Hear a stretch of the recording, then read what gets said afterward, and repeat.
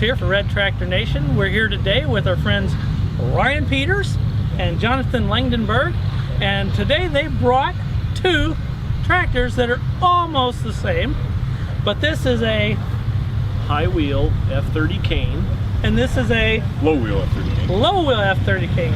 Okay, do we do age before beauty? Go, Ryan. Oh, tell me all about this. Okay, this is a 1934 F30 high wheel cane.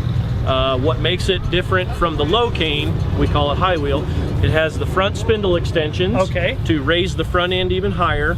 And what's really odd about this tractor is it has the factory 66-inch rear steel wheels, and these might possibly be the only set that anybody knows of around. And these wheels were the whole reason this tractor got put together. Okay, because did you have the wheels and then you put a tractor around it? Exactly. I found the wheels in California, and I got lucky. A co-worker of mine is originally from Fresno. Okay. He went out to his youngest brother's high school graduation. I said, hey, if you're driving your pickup, you want to haul some parts back for me? So gave him some gas money, and he hauled these wheels back for me. And then probably a year and a half later, I obtained the chassis from a friend of mine here in Missouri.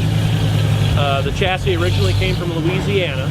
So this tractor is a Johnny Cash tractor. Okay, you got one piece at a time. The wheels came from California. The chassis came from Louisiana. The front wheels came from a friend of mine in Illinois. The hood came from another guy in Illinois. The gas tank came from Idaho. The fender skins came from Missouri. The engine and radiator and the seat assembly came from a parts tractor in Iowa. And I don't remember where I bought the lights. Drawbar. Oh, I made the drawbar because it didn't have one. The cane drawbar for the high wheel is special because it's longer to get out past these big wheels. Yep. So I had to make the drawbar. I actually had to clean up and make a lot of stuff on the front end. It was fairly what we call farmerized. Okay. Cobbled up and whatnot. This broke, so they fixed this. This needed to be done like this, so they added that. And we're gonna weld this to that. Yeah. We're not gonna put a nut on it. We're just gonna weld it. Why would you need a nut when you can weld it, right? Exactly. You can do anything with a stick welder. But so that's kind of how this came to be. But in 34, you notice the duckbill front end. Yeah. These technically weren't called cane tractors. They didn't use the nomenclature cane until 1935. Okay. And if I remember correctly, the serial number of the first factory cane tractor was 7262. Okay. It actually resides in Michigan. White Pigeon, Michigan. Wow. So the first factory cane is accounted for. Now these, what they did was, my serial number is simply stamped NW. So narrow rear, and it had the wide front. Okay. And what we've seen quite a handful of late 34s that were converted to cane tractors, although I have a picture in C.H. Wendell's 150-year of IH book.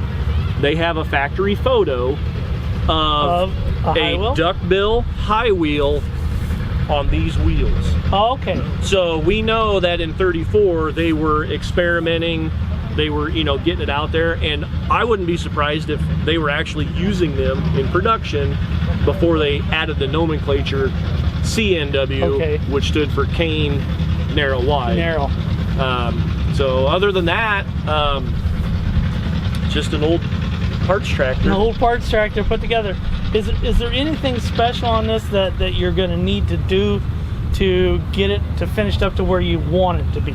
I've got to do a little more stripping on the hood, a little bit more on the fenders. How'd you make the fenders? Because you got these big wheels, and how'd you find to make those? Here's my trick, and this is how I cheated. I originally was going to use, I had a set of W30 fenders. I'm like, oh, I'll cut them down, make them fit or whatever. I didn't account for W30s run a 42-inch wheel like this. This is 66. So they didn't fit the radius. The radius was bad. And so it basically would it'd be pointed here, and a big gap there. So I went out to the shed and I'm like, well, what big tractor do I have that has big wheels and fenders? And I was like, oh, I have a 2236. So I measured it and I was like, light bulb moment, we'll just use some 2236 fenders, and I modified the irons. I had to add length to them because they never made fenders for this wheel. They made them for this size wheel, but not for the this. big one. So I had to extend fender brackets, and then I set the skins on and got them where I wanted, marked everything, cut off wheel, drilled the holes, and then I had a cardboard template and I cut the bottom. Did the cut on the bottom. So it mimics the same shape and everything as the factory fender.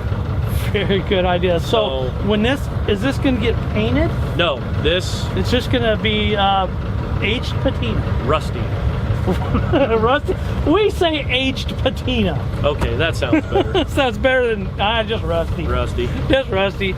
Well, you know what? Even rusty, it's a cool old tractor. Johnathan, tell me about what you got over here, which is the low one. Yep, so this is a 1937 low wheel cane. So as we talked about in Ryan's tractor, this one lacks the front extensions. It also has a little bit narrower rear wheel set as well. Actually has the same amount of lugs on this rear wheel compared to Ryan's tractor. But you have to do something different to get it the high wheel on here. Correct, yep, so you actually have to reverse the wheels around. So you got to switch this around the other way so that you can get it to be in closer to get into the same width. So you match the same width as the front wheel. Okay. So, but yeah, no, it's definitely been a project, that's for sure. So this tractor originally came from the Modesto area. Okay. And bought it from another collector, and I really spent a lot of time trying to put it together. So went through the whole engine, so did new rings, cleaned up the cylinder head, and went through carb and manifold and all that type of things too. So we do have a couple different more unique options on these two tractors. So eventually mine will have fenders and lights as well. I kind of ran out of time before the show, unfortunately. But these every tractor is always in progress. They take longer. Right? But these are unique because they actually have the inline generator setup, which is ahead of the Magneto. That's on the other side. It is. Yep. I'll have her take a look at that. So no, we've got that, and then we've also got sporting the original umbrellas as well. Those are cool. I've seen those on the other tractors. The parasol umbrellas, I love the look of those. They're just wonderful. Yeah, and if this was in Modesto, California, you need an umbrella. Yeah, it's hot. Those are awesome. This one also has a little bit of a unique throttle setup. So the throttle setup is above the steering shaft, which is a unique option. And attached to it? Yep, from the Heisler company. So that would have been a add-on option at the time as an aftermarket. And then we have the old trusty ring gutter exhaust, so the exhaust of champions. I see it's got it's got the crank here. Those are hard to find, Ed. Wow. Wow, you just can't just run up to any old house and jerk that off, can you? No, they're tough to find anymore. Especially good, solid, galvanized metal. Yeah, but no, like I said, the core of the tractor itself is the same between the two units. So both the chassis is virtually identical. Virtually identical. It's just that they've dropped the extensions on the front here, and when they drop the extensions down, then they add the big wheel on the back, and that's all they have to do to the back. Correct. Flip the wheel around. It's also interesting because the front wheels are different for the tractors. Why does this one missing the rib, or is it the same? So this one doesn't have the skid ring on it. Okay. That's correct. Yeah. That's what you call the skid ring? Yeah. So generally when you turn, you'll notice like if I turn, the tractor will try to move across the ground. Because it can't bite. Okay. Which it's also nice because you can haul it really easy, so it doesn't cut in the trailer. So it rolls on cement a lot better too. But it's easy to trailer. It is remarkably. So that's actually been nice. So. Man, I'm glad to see got a hold of another old tractor to save, and it's really cool. You guys do just great work on these old tractors, saving them. You and Ryan you guys work really well together. It seems kind of like-minded. Enjoyed having the same thing. Thanks for bringing us one high, one low, so that we could take a look at both of them and compare. And it's been a pleasure talking to you guys. Thank you very much, sir. And we'll talk to you later. Alrighty. This has been Ed Holmes for Red Tractor Nation. Now remember to look us up on Instagram, Facebook, and YouTube. Like and subscribe so you'll never miss another video.